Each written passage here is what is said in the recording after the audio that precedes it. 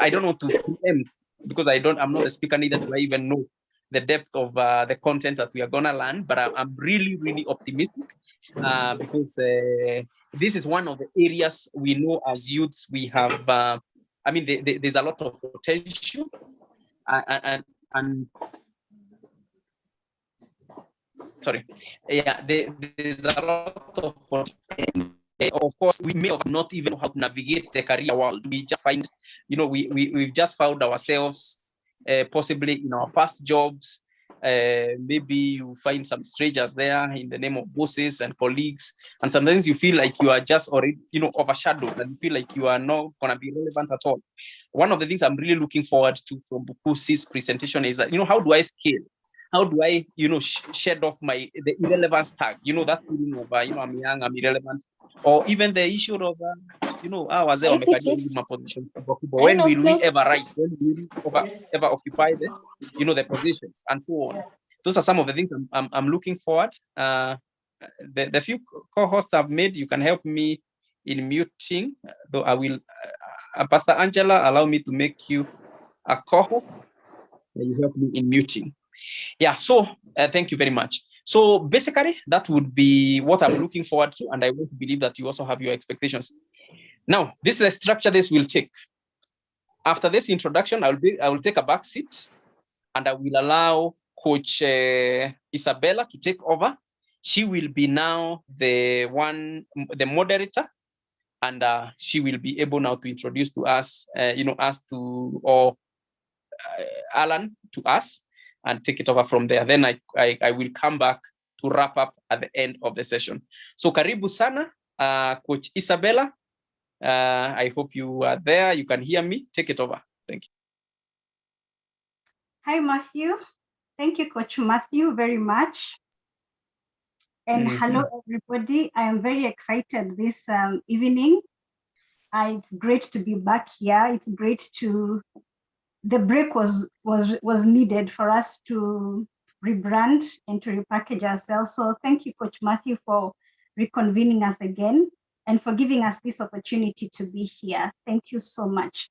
And to everybody else, karibuni sana. I'm excited about this session. The person who is about to speak to us or to train us this evening, I call him my president. And by the time the session is over, you'll understand why I call him my president, because of the way he articulates himself, the way he articulates the agenda of our daily lives. His way of thinking is very relatable.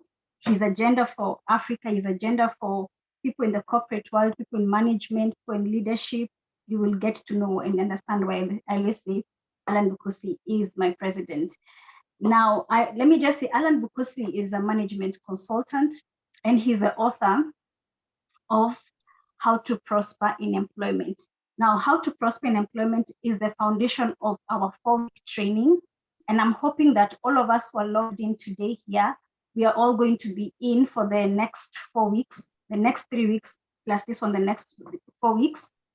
And we're going to learn a lot. And after this session, please invite your colleagues, invite your family members, those people who keep complaining about their jobs, those people who are wondering how to scale up in their careers, those people who have questions, and not just the negative side, the people who are enjoying their careers, the people who are enjoying their jobs, but they could do with more information how to become better. So after this session, make sure you give them feedback, how the session was, and invite them. Now, a couple of things before I bring Alan on. Alan has graciously given us, 2 of you who are listening here, you will receive a complimentary copy of this book, 2 of you. And for you to get a complimentary copy of this, complimentary copy is a free copy. If you want this free copy, what you do, I have been hosting Alan Bukusi on my YouTube channel. I'm going to put the link on the chat box. We have been doing a series from this book. So you can go and watch any of the series or any of the episodes, actually any of the episode. Once you watch whichever episode you're going to watch, leave a comment on that video. After you leave a comment on the video, share that video in your networks. You could share it to Facebook, you could share it to LinkedIn, you could share it to Instagram, You could share it to WhatsApp with your friends and then tag me. Make sure you have tagged me so that I can see who you are and that you've tagged me. And then you will, next week, we're going to announce the 2 winners of the complimentary copy. So if you've gotten the instructions, I'm going to still put them on the chat so that you can follow through with that. Go to my YouTube channel, watch any video we have done with Alan Bukusi, any series, any episode, leave a comment, and then share it to your networks. Tag me. Those are the instructions. And then number 2 or number 3, actually number 3, we're going to have a question and answer session. So as Alan Bukusi is speaking, if you have any questions related to what he'll be training us this evening, or if you have any question that you've always had for your career or your job, please put the questions in the chat box. I will be picking them as he's speaking. And then we'll have a question and answer session after the training session. I hope that's been clear. So without much further ado, I want to welcome Alan Bukusi, my president. Just come and share with us today's topic. And please let's engage with Alan. Let's ask questions. I hope you have your notebook and pen, by the way. I hope you have your notebook and pen. Very important. Take notes. So Alan Bukusi, take it away. Thank you, Isabella. Now, Isabella, we have to get used to that presidential tag. You put on me a lot of expectations, so I have to keep up, right? Yes. Okay. Yes. All right. So thank you very much. I'll get more or less right into it. And as Isabella has said, if you have any questions as I go through, please put your questions in the chat, and we will see what we can deal with at the end of the session. The other thing that I want you to keep in mind is that we're going to be doing this for the next 4 weeks. So the questions might be cumulative. But for this week, what I want to do is to concentrate on the first topic where we're talking about employment and careers planning. And I'm going to talk about Africa. And I'll take 3 sessions. I'll take about 20 minutes to just talk to you and ask you to take down some of these facts and figures and see how they relate to you. Then we'll summarize the presentation and also talk about the questions that you have and give you answers to them. Okay, so let's begin by reflecting on a few concepts and keys about employment in Africa. And on the title of the flyer or the poster for this particular program, we're talking about the biggest industry in Africa. What is the biggest industry in Africa? And think about it and reflect on it as we go through this. Let me give you some clues. Africa has the largest industry. The largest industry in Africa produces 2.7 trillion US dollars. All right, 2.7 trillion US dollars, not Kenya shillings, right? Now, that is 270 trillion Kenya shillings. Now, right now, Kenya's budget is 3 trillion, all right? That's a statistic we have. Second thing I want you to note is the fact that it has a total, Africa has a total of between 300 and 350, and there are some statistics that say that Africa has 400 million employed people in Africa, okay? So these between 300 and 400 million employed people in Africa produce 2.7 trillion USD, right? This means that the average employee should take home about $9,000 a year. Now, if you're thinking about it, that's about $9,000 is about 900,000 Kenya shillings. How many employees do you know who even have 500,000 shillings, who have access to that? Now, why am I pointing this out? This is a major challenge because Africa is classed as poor, and yet we have 400 million employees. Africa has a population of 1.2 billion people. That means every employee in Africa takes care of between 3 to 5 people. That's the statistics. In essence, I know if you're on a job, you're probably taking care of 3 to 7 people, okay, your relatives and cousin brothers and so on. We do this in Africa, so that's not strange. But what's the most disturbing fact about this? The most disturbing fact about employment in Africa is that the investors in this industry, by now you know I'm talking about employment, the investors in the employment industry own less than 5% of that production. Okay, now the statistics I'm giving you here are 2021 statistics. You have employees who are investing in the employment industry, which is the biggest in Africa. And if you're with me, it takes care of your tourism, it takes care of your oil and gas, it takes care of your production, it takes care of everything that is produced within Africa, Africa's GDP, right? 2.7 trillion. On average, an employee should have maybe between 500 and 700,000 Kenya shillings, or 9,000 USD, 6,000 USD, depending on their status. Now, you and I know that this is not true, because Africa is known for having most of its population, half of its population lives under $1 a day. Okay? So let's get this clear. What industry am I talking about? I'm talking about employment, and everybody wants employment. It takes the bulk of Africa's human resources potential and puts it together to create productivity for money that goes out of the continent, or less than 5% comes back to these people who work. Are we talking about poor employees? So why are people looking for jobs if they are coming out poor, right? You have these 1.2 billion people depending on you as an employee or a self-employed person, and expecting you to give them results. Okay, what we are dealing with in Africa is poverty in employment.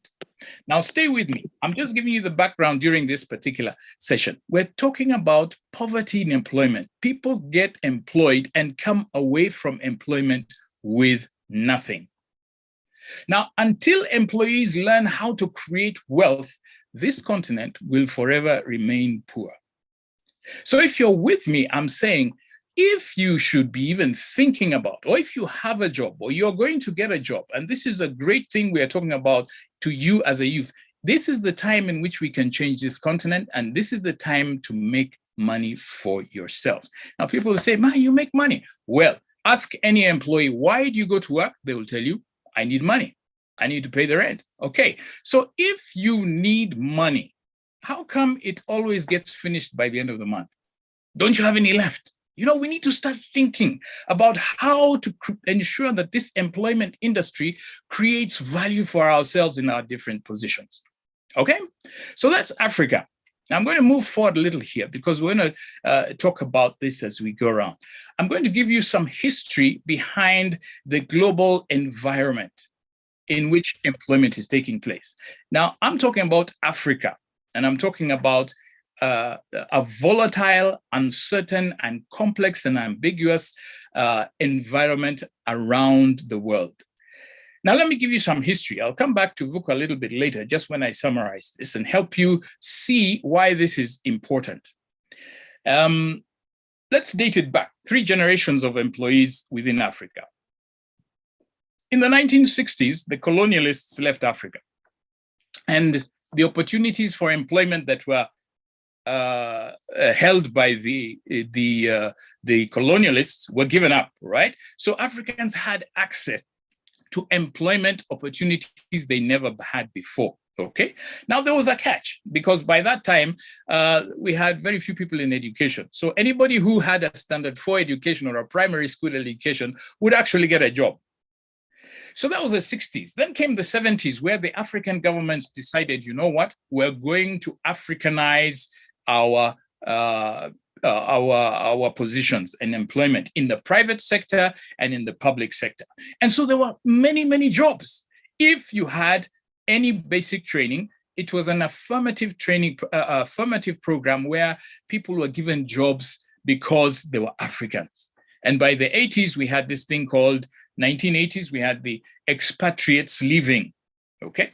Now, if you follow my thinking, this is where the entitlement philosophy came from, because you were told, get some education, you know, there are so many jobs, you will obviously get a job.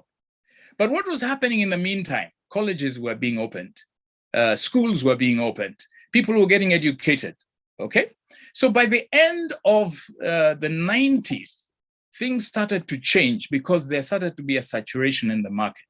At the same time, the global effects of the World Bank and IMF started pressurizing governments to retrench staff from employment, to retire the staff.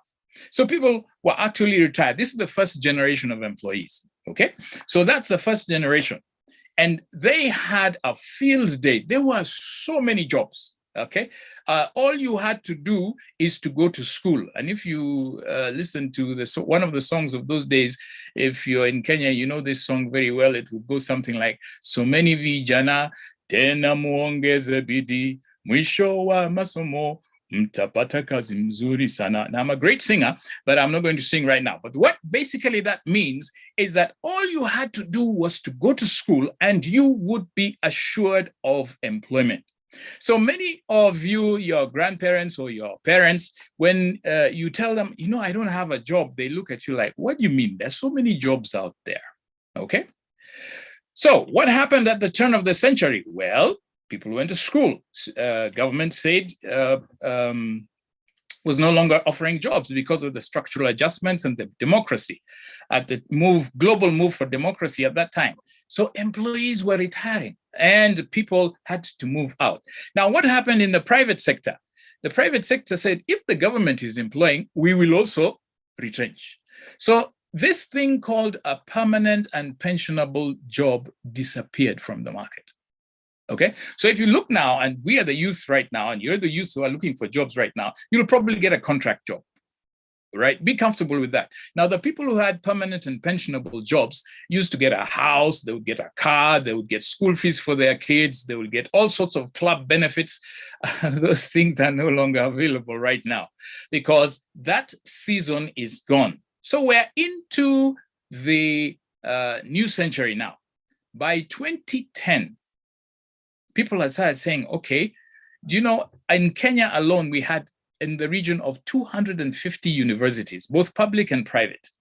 The number of people spilling into the job market was so huge that unemployment became a reality, okay? So that's the situation by 2010. At the same time, anybody over 40 was being told, you're too old for this job. There's a friend of mine who was retrenched 3 times between 2000 and 2010. And he said, I'll never be employed again. And I could appreciate with him, all right? So now it was the situation has reversed. What I'm telling you, the young people, is that the situation is now reversed. Okay, so that's what happened. Now come 2020. Now you all know what happened in 2020. There was a thing called COVID-19. So COVID-19 came up and blew out, sent people home. It's changed the face of employment.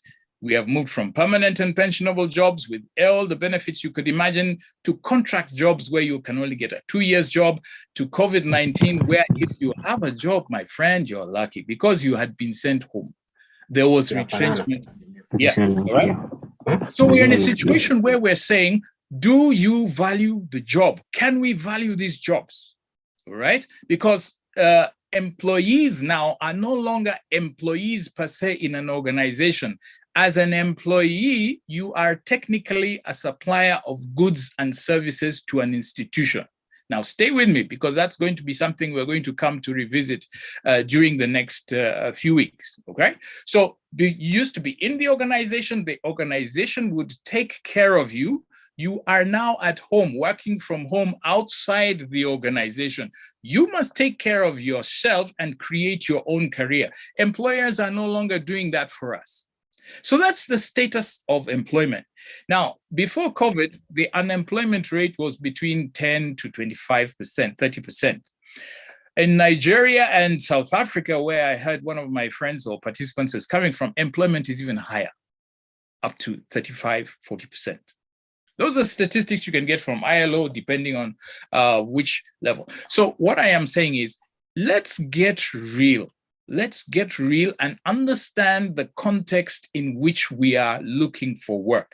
And that will give us the sensibility, one, to value the work or the job, and two, to maximize the opportunity that you have. If you've given a 1-year contract, if you've given a 6-month contract, if you've given a 2-year, you know, the CEOs are being given 2-year contracts. Now, what about the rest of us, right now? Okay. And then the nature of the jobs. Remember, Matthew has just been talking about COVID-19. It has brought on a whole new wave of thinking. I used to be a marketing officer. Now I'm a social media marketer. You know, you need a whole new set of skills. Now, in those days, when you are permanent and pensionable, all you had needed was primary school education, and you'd be a clerk, you'd be a teacher, you'd be a bus driver, you could actually be a supervisor in a firm.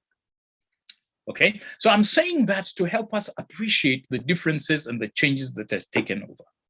All right, so that is the nature in which the employment environment has evolved over time. And keep that on the back of your mind. So what then does that mean for us who are planning our careers? What are the things that we need to start thinking about and putting in place so that when we do get into employment, we maximize it?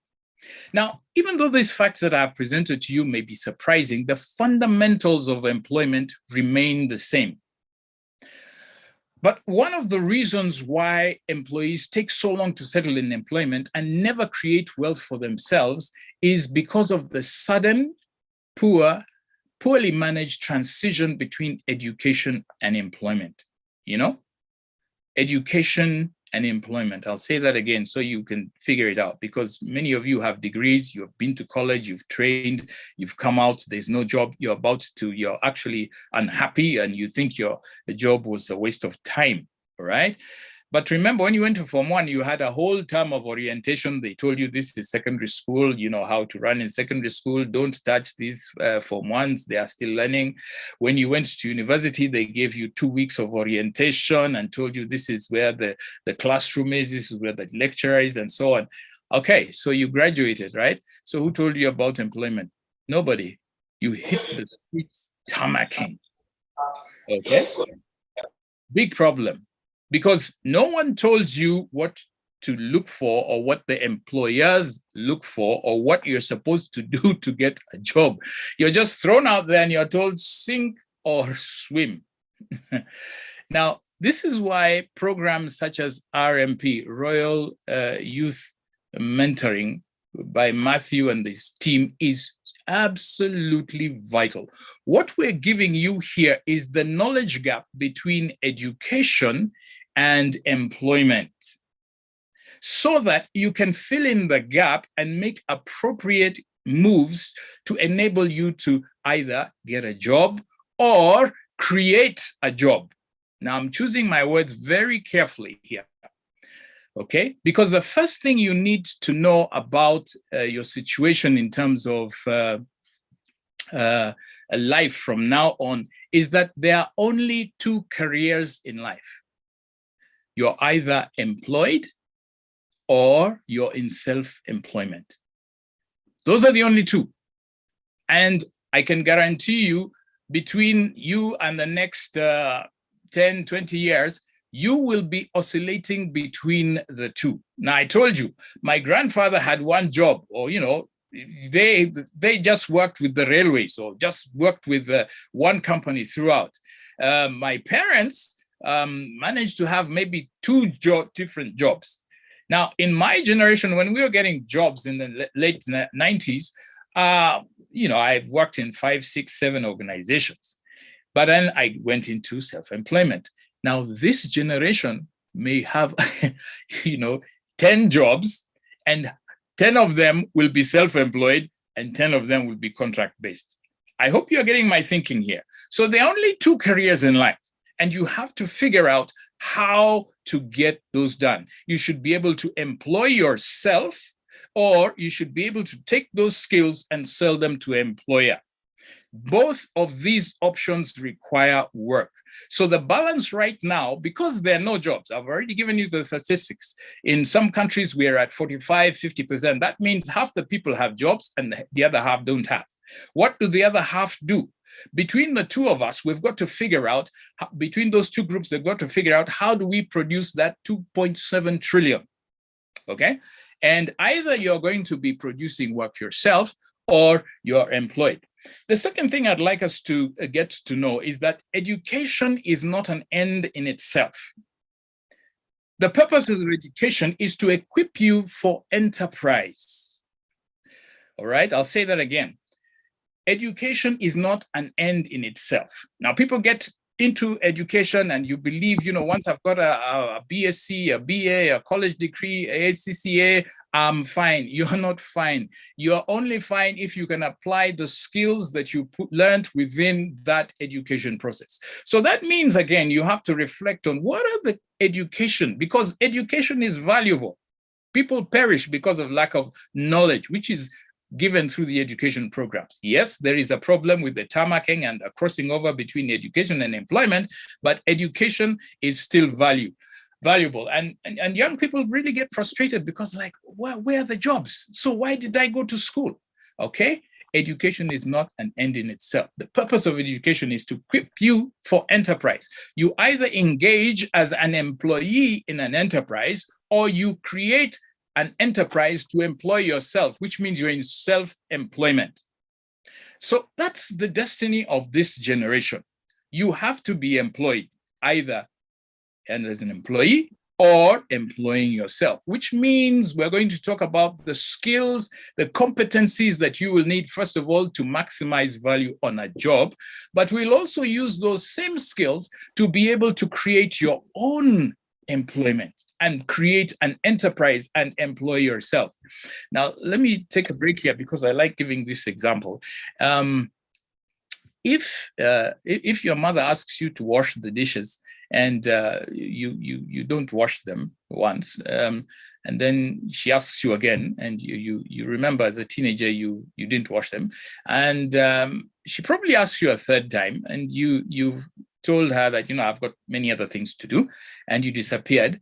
And you are happy because she never asked you to do the dishes again. I have information for you. You had just been fired on your first job. You lost it because that opportunity went. She'll never ask you again. You lost the job. All right, you lost employment. Okay, so yeah, that's a story for next week when we're coming back. So make sure you keep the questions coming. The third thing you need to know about employment, it is that employment is a wealth-creating partnership between the employer and the employee. It's a wealth-creating partnership between you and your employer.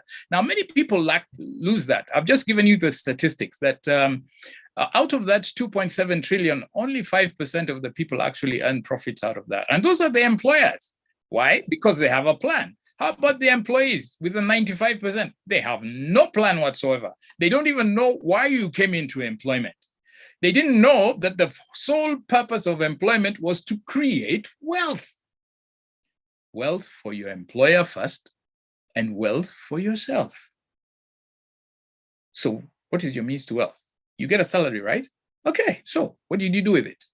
You consumed it. You didn't think about it as capital for your own development. And so you will remain in a cycle of poverty continuously, because most employees, when they get a job, they compete to finish their salary every month. Okay. Now, if you're competing, you complete your salary, you're chewing your capital, burning it out every single month, and then you expect to get rich or to create wealth. So if you understand my meaning, there are very many poor employees who earn a lot of money because they don't know the purpose. All right, I'll say it again. We'll come back to this. Employment is a wealth-creating partnership between you and your employer. Please don't hold it against your employer. Your employer has a strategic plan. They have a budget. They've even planned for you your own salary. They don't care what you do with it, so long as they give it to you, because that's a legal requirement. Now, you, intelligent you, who has no pension because you don't have a permanent and pensionable job, now you need to think about tomorrow. We need to create budgets. We need to think about what to do with income. Now, if you look at the other topics on our page, you'll see that they were coming from there. All right, number 4. You need to keep this one, write this one down. Employers don't hire your papers. They pay you for your productivity. All right? Employers do not pay you for your A-star. They pay you for producing value for them. All right. Now people hold on to their, man, I got a first-class honors, I should do this. My friend, put it down. If you can't read properly, you will be fired. All right. Employers do not hire you for your papers. You know why they hired you for your papers? Because they thought that since you came to the top of the people who are being employed, you possibly have the potential. Now, that's the last time they will refer to that after the interview, because after the interview, they expect productivity. Now, if you learned the secret of productivity, believe you me, you could work for yourself. Right? Now, I hope you're beginning to think about why I'm insisting there are only 2 careers in life: employee or self-employment. Okay? Finally, I'd like you to make sure we are clear on this one fact. You must create a personal wealth creation plan. Yes, have career goals, and that's very, very vital. But I also want you to plan for enough wealth to be able to survive and to continue to grow your wealth, which will sustain you through your career. Now, I'm telling you this from almost the other end of the employment cycle, 50s and 60s, right? So if you have not planned for your 20s and your 30s and your 40s and your 50s, I can assure you your 50s and 60s are going to be in big trouble. But at the same time, I can also tell you, if you don't plan in your 20s and your 30s and your 40s, you will be poor all that time because you are in this consumer business of completing your salary. Okay, now I have to pause there, and I'm about to get into questions, but I'll summarize what I've said here in a slide. And I think Matthew has given me sharing rights. So let me see if I can share the screen. Can I? Something has happened here. Let me just do that. Wait up. Okay. Okay, some on this.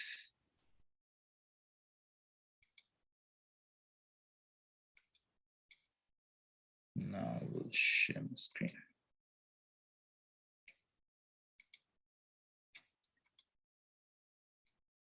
Okay.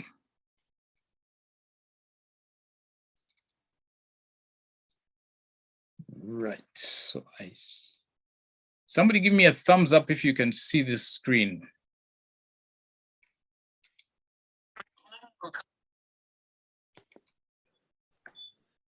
I think I got one. Okay. All right, so this is what I've been talking about. The largest industry, thank you, Joy Favor, thank you, Brown. The largest industry we've been talking about is employment. Employment is the largest industry, and everybody who comes out of education is actually running after this. Second thing, employees own less than 5% of the $2.7 trillion industry. These are investors. Remember, I said it's a partnership. So how come this other partner is taking all the money, but they give you the money, right? Do you know that for the turnover of any organization, between 40 to 60 or even 70% of the turnover is in human resources expenses in terms of payment to staff. One of the biggest things that gives employers headache is the fact that they have to pay salaries. Now, some of you are on a job now and you know that. You always see your CEO is really scratching his head and sweating at some point in the month because he's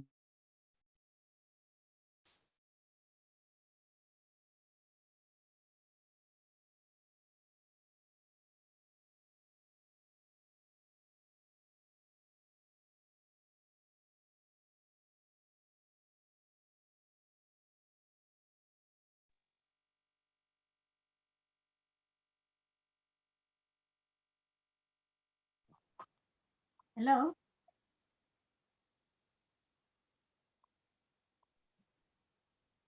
Hello? Guys, am I the only one who's disconnected? I Oh, think Alan must have frozen. Hello, Alan, can you hear us? Hello, Alan? Okay, as we wait for Alan to come back, if you have any comments or questions, you can ask and then I'll note down when he comes back. We can, so if you have any feedback, any light bulb moment, any questions you want to ask, please, let's use this opportunity to do that. Anybody with a question? Anybody with feedback?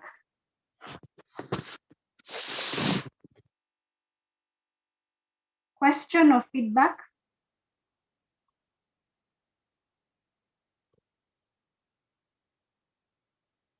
Am I audible? Hello? Hello, we can hear you, Isabella. Okay, then if you can hear me, engage with me, please. Let me know that what you have gotten in the first part. If there was any light bulb moment, any questions you have, any comment, any new thing you have learned or something you've been knowing but you never taken it into account, let's engage before he comes back.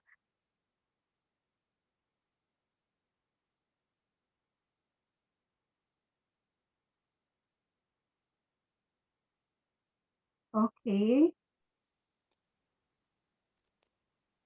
No question? Yeah, maybe just to appreciate the presentation. It was quite detailed, and I got to learn that actually there's a disconnect before when the graduate phase out of maybe from the tertiary education and joining the corporate world of the work. So I think that disconnect, they need to be informed on what to do, what they expect, and what like employer needs. Like the tactics, it's quite important, and this kind of mentorship program will really help because we've seen the high rate of graduate after finishing their institution, they are like depressed, they are looking for a job, they have that mentality that in the next moment, I'm going to find myself in a very high position, well-paying job. But that's not the scenario on ground. So being prepared adequately will really help, and maybe it should be like a policy that after the 4th year, they should be taken on how to prepare to the corporate world, some skills on like patience, not like people banning their certificates after graduating because there's no job. So I really commend this kind of a discussion. It's quite helpful. Regards. Thank you, Julius, for sharing that. Thank you. I see you're also sharing in the chat. We'll come back to the ones in the chat.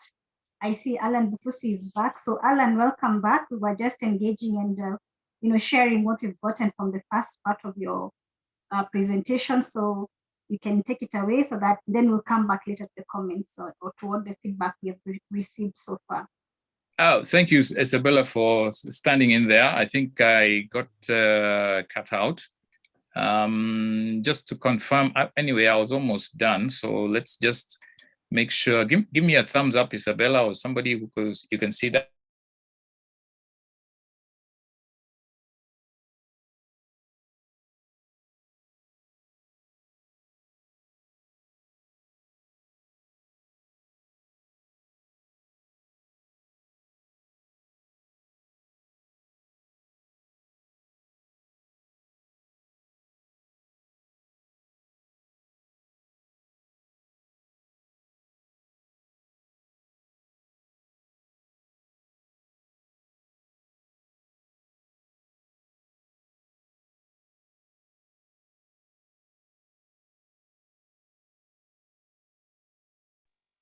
Okay, guys, sorry about that. I seem to be going in and out many times.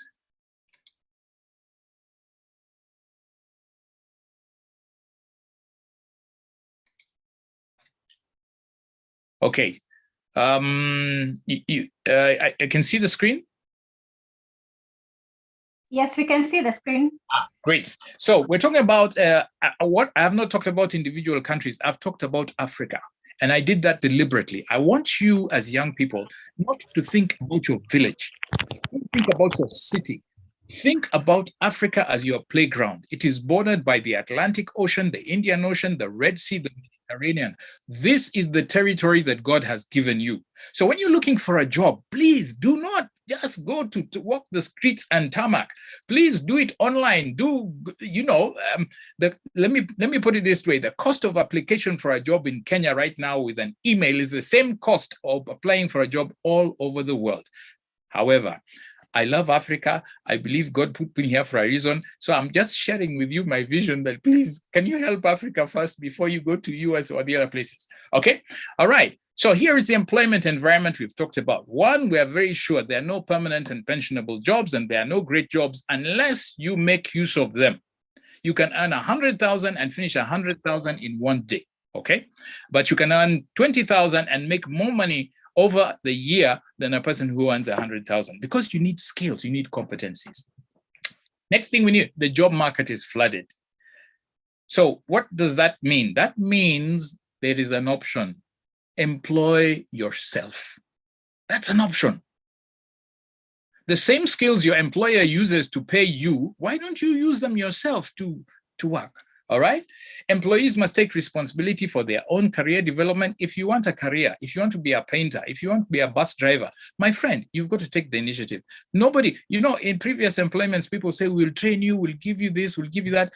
Today, people want ready-made. If you don't have it, don't even come in through the door. Okay. Now, I mentioned this during the session. I said, post-COVID employees are suppliers of short-term labor. They are now suppliers. They used to be within the organization. I'm a human resources specialist, so I understand this. Contracting somebody is a very expensive deal. Let him come and do the job and go away, which means let him manage himself. I talked about a VUCA world, the volatility. You need vision. You need clarity on what you want to obtain. The uncertainty means that you need to understand. That's why I'm taking time to get you to understand this. And I'm pointing out that please understand what's going on around you before you can address it. It's complex. There's no simple solution. I'm not going to get the best job, but I can get any job. There's a lady who was telling me the other day that I'm a fashion designer and people don't understand who I am. When I tell them I'm a fashion designer, they tell me to sew their clothes with a sewing machine. And so I can't do that. And I said, you know what? Your customers tell you what they want. You do it. Then later on, you can sell them what you want. Okay? There's ambiguity and there's no one way. Just because John did it, Jane will not fall. If you follow the same route, you will not. Everybody has got to do his own path. And finally, you got a plan. One, poor transition between education and employment. And that's why our Royal Youth Mentorship Program is absolutely critical. We need to make sure that you have an understanding of that transition. Education is not an end in itself. There are two careers in life, employment and self-employment. And employment is a wealth-creating partnership. Keep those in mind. Okay, Isabella, back to you. Let me see if we can work on the questions here. Thank you so much, Alan. Now, if you want to ask the question like verbally, if you want to go to come live, you can just raise your hand and then somebody will unmute you and you can ask the question. As I look through the chat, raise your hand if you have a question or you have a comment from Mr. Alan Bukusi.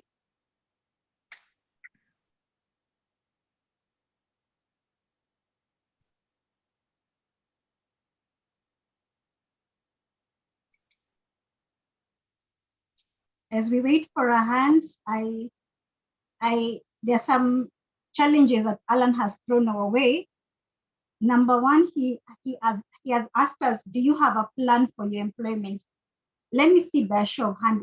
how many of us listening today have a plan? Do you have a plan for your employment?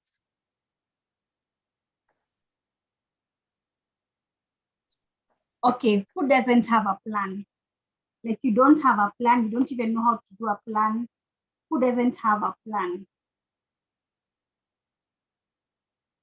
Show of hand, who doesn't have a plan? Like you just wake up, go to work, then in the evening you go home, again you wake up, go to work, go home, get a salary, participate in the company's activities. Yeah, you don't have a, okay, I can see some hands raised. Okay, thank you so much for being honest and for engaging us on this. So we've had, it's very important. So Alan, for the sake of those who have raised their hand, tell us briefly why it's important to have a plan and where can we start to create a plan, just briefly. Okay. Thanks, Isabella. I think it's very important to be able to have a plan, but I see there's a question here that relates to it, and I think you had been trying to answer it. You said, could you please shed more light in wealth creating partnership between employee and employer? And I think it's MH who has asked that question. Now, let's put it this way. Your employer has a budget, they have a plan, they have a strategic insight, they have a profit-making motive. True? Right. They can't do it by themselves. Yeah. I've been a CEO, I've been a manager, I've worked with so many people, but I can't work 24 hours. So I need to hire people to help me.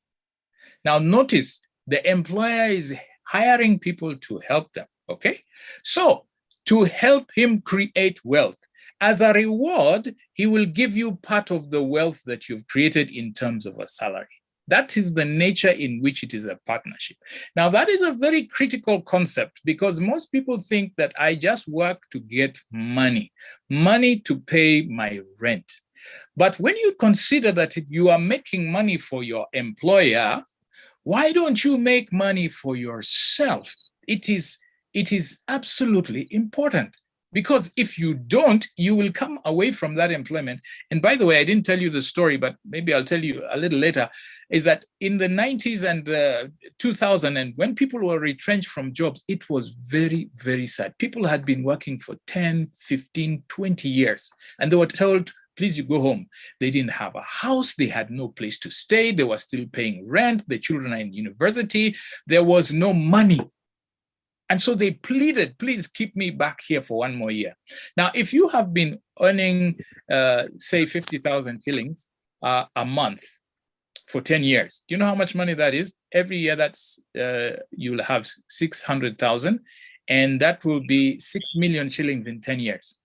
Now, if you add the amount of money you have earned in employment, and you look at your savings account, it should tell you, something.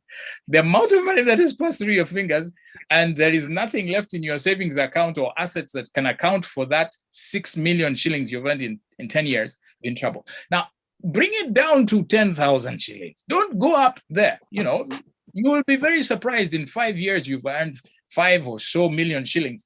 And where is that money? That's what I'm saying.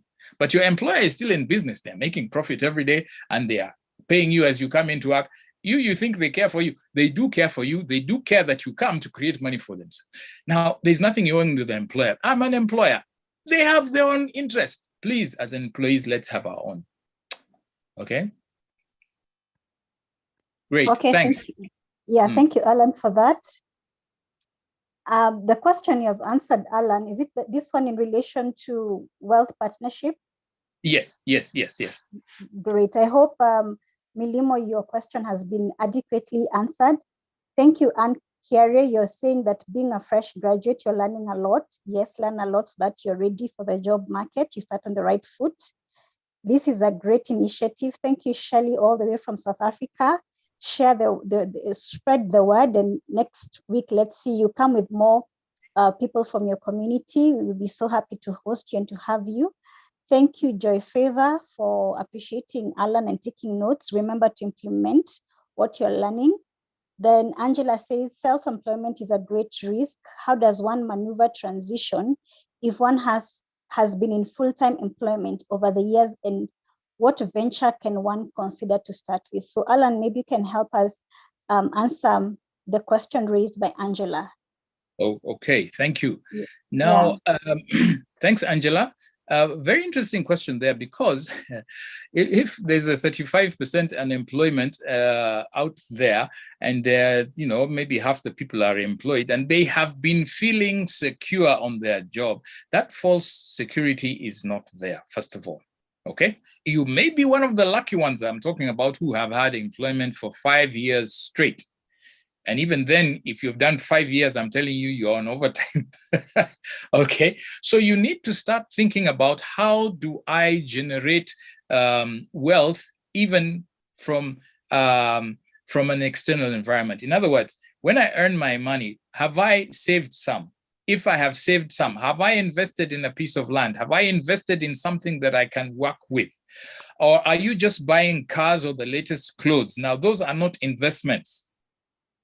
Okay, those are not investments. Investment is something that appreciates in value over time. Okay, so the money you get, have you budgeted for it in such a way that you create value? In other words, one of the standards that we used to give people is that if you're in employment and you should lose your job for any reason, you should have enough money to keep you for 6 months before your next one. Now, I think in those 6 months, just like COVID taught us, you had to re-engineer yourself. You had to think about, what is it, the skills that I have? When you have got one of the careers if you're in employment, the employer uses your skills. If you are in self-employment, you use your skills for yourself. One of the tips that is there is that usually the self-employment skills are in your hands. And the intellectual skills are usually for your, what you would call employment, but they can work in both ways. So if you were, for example, a technical officer with a telecom firm, and then they said, look, we have no job for you here, please go home. Then take your technical skills and become a consulting technician, or start building radios, or start providing repair services. You're using the same skills your employer used, except that you are now managing yourself. So look for ways in which you have when people retire, one of the things they used to do, which is really off the case, is that they would retire from an office job and then they say, I'm going to do business. In Kenya, it's called biashara. And what do? They go and open the shop. They have not even spent a day in a shop. They've been doing paperwork. They would do more being a clerical officer or doing a photocopy shop than going to open a restaurant. So you take off and do something totally different. So you need to be careful on that. Isabella, there was a hand that was up, and I'm not sure who it was. It was Benson. I saw it. It was Benson. So Benson, we saw your hand. Please come on and ask the question. Mm. As Benson is preparing to ask his question, Alan, I see from the chat, many people want to know how to create a career plan. Mm-hmm. What I would request, so that we can give maximum value, you just give a mention, but I would request if next week you can give this a bit more time, so that more people can understand how to create a plan. So right now you can just answer. I can see Robinson has asked a question. I can see Gabriel has asked the same question. I can see Sue. So it means this is a great need, Alan. So you can just answer them, but if you can kindly prepare an in-depth, plan, so that now we can be able to implement and know clearly how to create an employment plan. So we can have that thought on hold as we look out for Benson. Benson, are you there? Okay. Hello, everyone. Hi, Benson. The same question that I wanted to ask, I can see Julius has asked the same, but I just wanted to ask the coach, because sometimes you have a plan and you have that fear. Can you hear me? Yes, I can hear you very well. Would you advise someone who has a plan and currently he or she is employed, maybe to quit his or her job, but only has saved quite maybe amount, just a pesa kidogo maybe, then to venture in his own self-employment? Because someone told me last week, you either risk or rust. Would you advise someone to either risk? Okay, let me put it this way. You can risk or rust in employment or self-employment. And in this generation, like I've said, nobody is giving you a permanent and pensionable job. You are always running that risk. And I see a lot of the questions here are related to please give us a plan. And that's what this series is about. By the end of this series, we will have a clear plan that will articulate what do I do first, how do I get the job, what do I do with my money, how do I work and work through. So I'd encourage you, please come back for that plan, because it can't be done in one day, but in the various aspects. Once we've understood our environment, let's say how best, let's find out how best to maximize from employment, whether it is self-employment or employment in a job, okay? Because many graduates and young people are looking for jobs, leaving alone that they need to make a connection between their education and what they can do with that education to employ themselves to create wealth. And one of the fundamentals, as you've asked, is that I'm going to clarify, is that one of the goals that you must have on a job is to actually create wealth for yourself so that by the end of that time, you can be self-sustaining. Okay, so that's a whole discussion, and we are going to come back to that, but that's great. Yeah. Yeah, thank you so much, Alan. So for the sake of those who are asking about creating an employment plan, Julius, I see your hand will come to you. Those who are asking about creating an employment plan, what tip are you going to give us so that as we go into the week, we have something to work with, even as we wait for a lesson on this next week? Okay, what I'd like you to come back next week with, give me your income budget, give me your expenditure budget for the month, work on it and come back. And I'll ask you some questions about what are you doing with, about how you have created and allocated your expenditure, right? Come back, I'd like everybody to come back with their expenditure plan for a month, because from there, we can actually begin to articulate the kind of plan for each one that will work for ourselves. All right, so is by show of hand, do you agree to that plan? Do you agree to that suggestion by show of hand? Thank you. Thank you so much. Thank you. All right, Julius, now you can ask your question. Yeah, thank you so much. Yeah, Coach, for the quite detailed information. My question is, it's a bit confusing when we talk about the types of employment. We have employment and also the self-employment. And now this one brings a bit of confusion on what kind of this self-employment should one start. Now, given that due to maybe in our learning, we specialize in various areas, maybe some of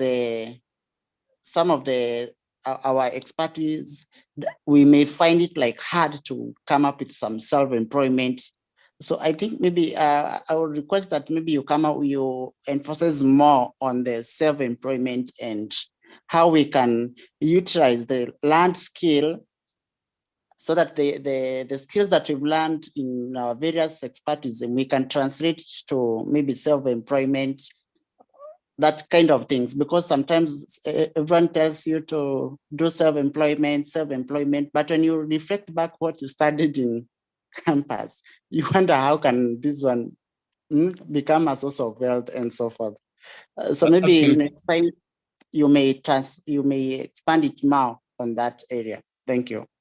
Absolutely, absolutely. In week 3, we'll be talking about how to create wealth. Thank you, Julius. That's an excellent. But because you've asked it, I need to give you at least some basic insight.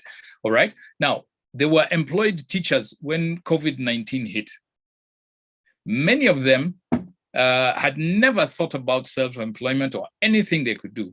They were told, look, there's no teaching, stay at home, you'll be paid. In the public sector, they were promised salary. In the private sector, it was as in, when on March 12th, when COVID was announced, that was their last salary. an employer said, force majeure, we can't do anything about it. Bye. Many of them had to learn about online.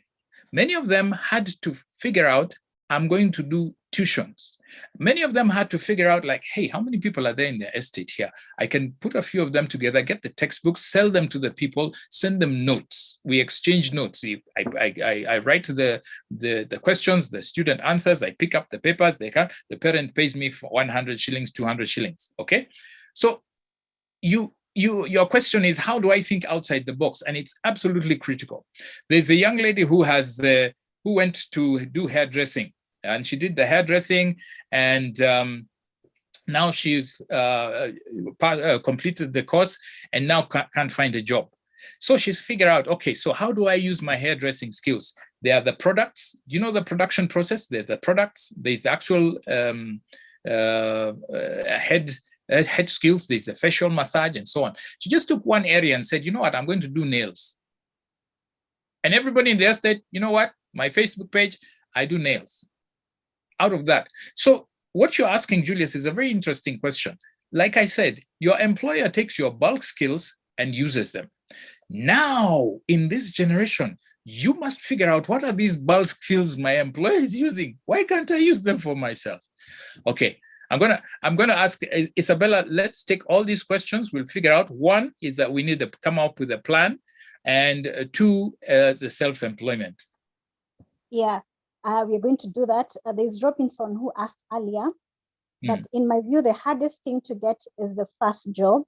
It can help one break even. Self-employment is good until you need funding, and it's hard securing. Kindly share on this.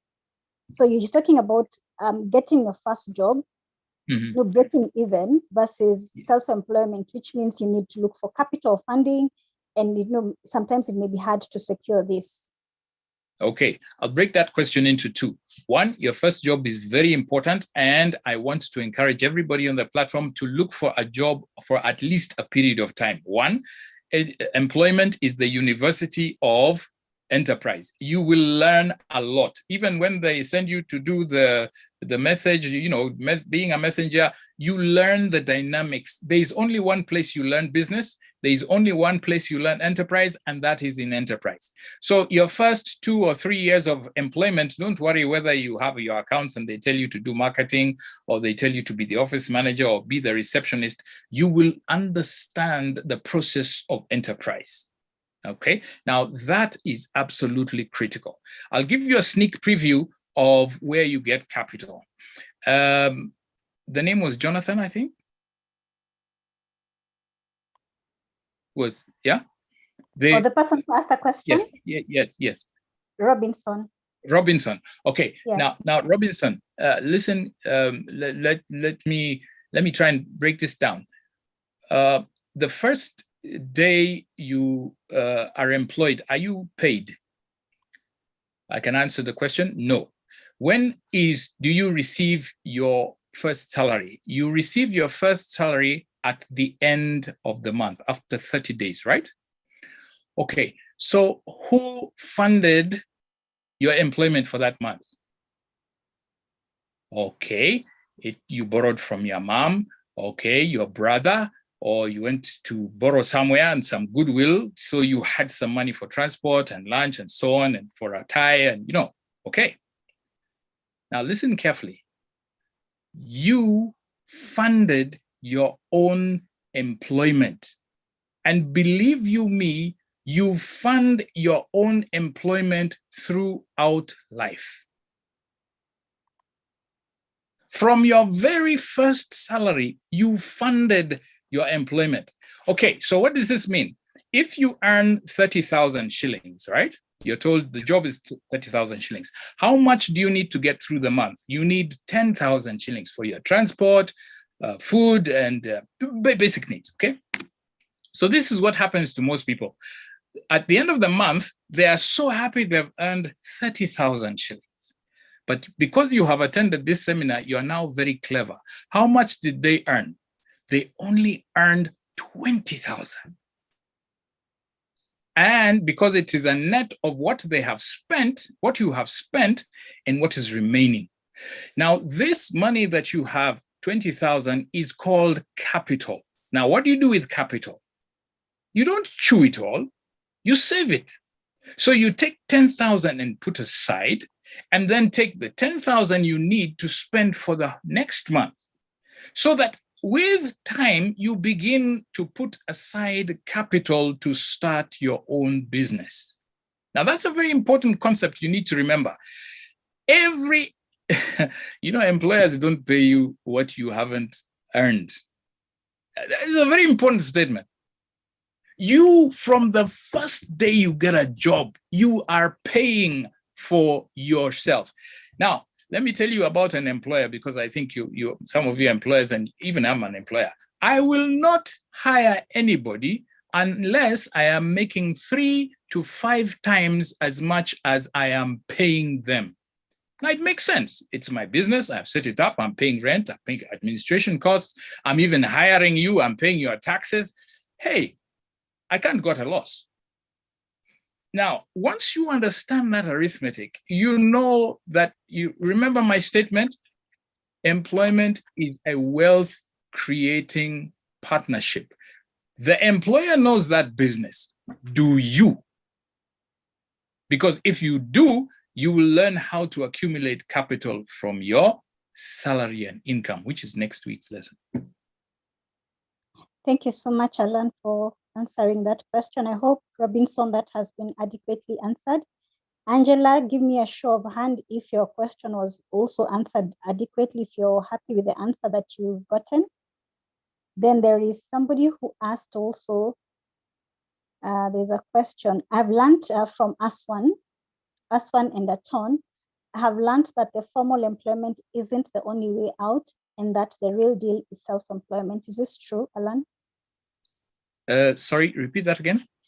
I have learned that the formal employment isn't the only way out and that the real deal is self-employment. Okay. She's gone ahead of me there because, and that's absolutely true. Why are you seeking employment? Remember, we said employees just go and they think that employment is everything, and therefore they relax, they never save, they never put aside anything. Now, a self-employed person understands how to handle capital and sustain themselves on that capital. Now, the reason you're employed is because you can't sustain yourself on your own capital. So you need some capital to be able to sustain yourself, because that employment is not yours. The job is not yours. It will end at some point. Are you ready for that sustenance? And this is where the concept of the question of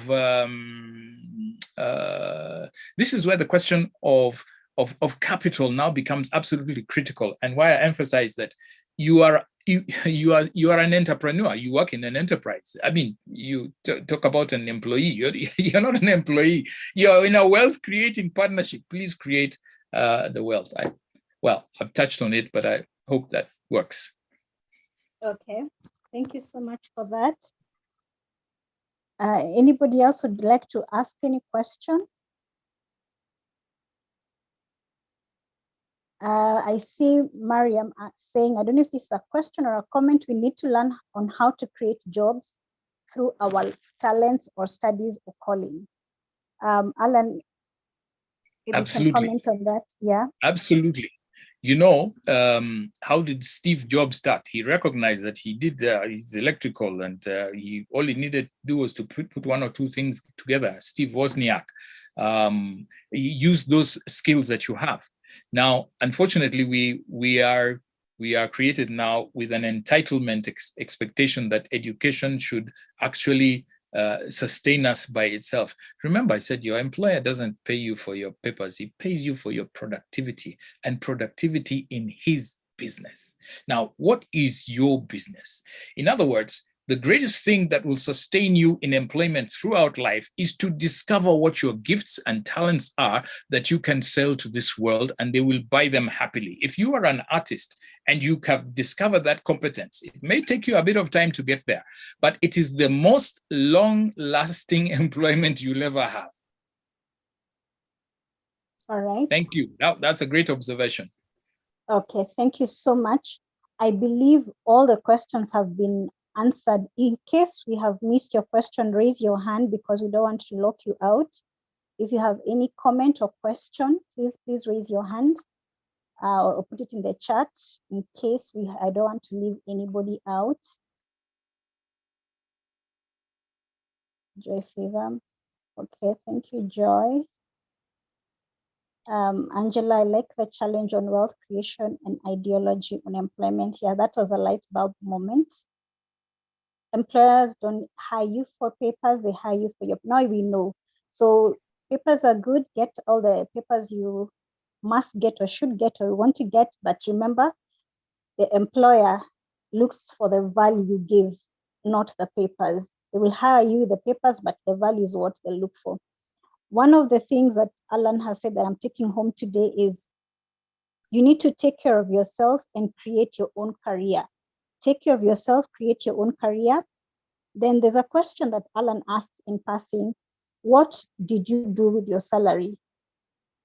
Because when I look at the dates, it means either some people are freshly paid for this month or you are just about to be paid. So there's a challenge that Alan has given us. For example, last month, what did you do with your salary? Do you feel from this talk that you're going to handle your salary different this month? By a show of hand, from what you have had from Alan, do you think now you do things differently with your salary? By a show of hand. Awesome, I see a few hands,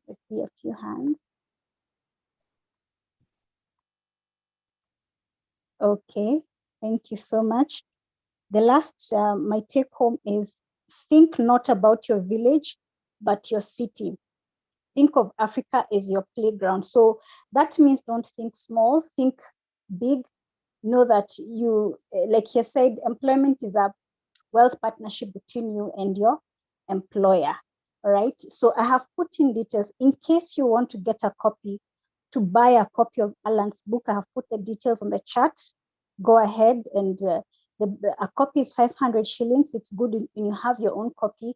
You can be reading and take the tips from there. You can send that to a friend, a colleague. It's a good present. It's a good gift.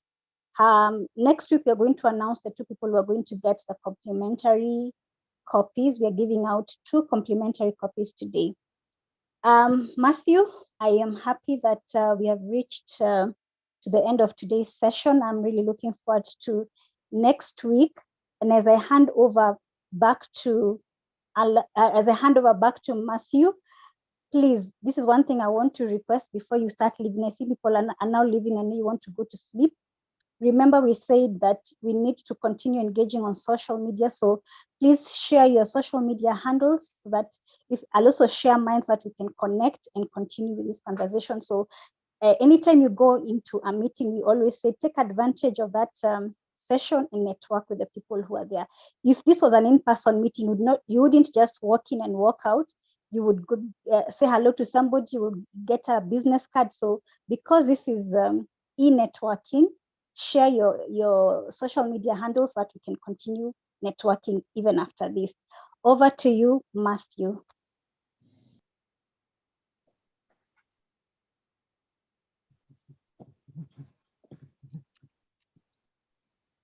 Matthew, are you there? Hello, Isabella. Yes. I talked to Matthew. I think he got engaged, and Okay. but I'll start in. Okay. And I would like to thank you for the good coordination. My name is Chelsea Rongo, and I'm part of Matthew's RYMP team. So we are thankful also to Alan Bukosi for the session that we have had tonight. It is quite eye-opening to many, and we really appreciate that. And I think this is just scratching the surface. In the course of the next 4 sessions, 4 sessions we'll have, I know that we shall indeed dig deeper into this issue and into employment, career planning, and things like that. So thank you very much to you, Isabella, and to Alan Bukosi. And of course, guys, let's ensure that we meet back here next week. And throughout this week, let us also engage in our social media platforms. I think if you haven't joined our groups, that is Royal Youth Mentorship, you can just do a private message. You can send a message here, and you can just go to Facebook, search for Royal Youth Mentorship program, and you'll find us there. And of course, also in every other social media platform, you'll find us with the same name. And I can see Isabella has shared her links there. So guys, ensure that we interact in those in the social media and also in all other platforms that we have. I would like to end this meeting here with a word of prayer, unless there is any other question or comment. And so maybe just in case there is someone with any question, I would like to give Alan, because 1 minute, just to say a closing word. So Alan, karibu. Okay, thank you very much. I've really enjoyed the opportunity, and the nature of the questions indicates that there's a lot of hunger and thirst for knowledge, which needs to come out there. And I believe that these sessions will be of benefit to you. So I just want to ask for the questions in the chat. We didn't answer all of them, and so that we can use them to prepare for next week, if you don't mind, Bwana Irungu. Thank you very much. All right, thank you very much. Because you have recorded, I'll send you a copy of those questions. So let us pray. Lord, we come before thy holy presence this evening. We thank you for the session that we have had. We thank you for the knowledge that we have gained, and we are trusting in you, Jehovah, that you shall be with us through our implementation process. Father, we speak blessings upon our speaker who has imparted knowledge unto us, and we speak enlargement in all his businesses, in all his undertakings. We pray, Jehovah, that as he continues to shed light into us, you shall also continually increase him in all that he does. We pray, Jehovah, this night, that you shall be with each and every one of us, that you shall continue lifting us, that you shall continue blessing our ways in all that we do. I pray, Jehovah, Lord, that you shall continue raising ROMP to be a platform of answering the many questions that people have with regards to their careers, with regards to their employment, with regards to their wealth creation. As we go forward with our program, I pray that you shall always be with us in every session. And I am trusting that you shall be with each and every one of us tonight and throughout the next week as we go on with our activities. It is in Jesus' mighty name that we pray this, trusting and believing. Amen. Amen. Amen. Thank you so much, Irungu Charles. Amen. And also thank Coach Matthew on our behalf. Good night, people, and have a great week ahead. Thank you. Good night, all. Good night. Good night.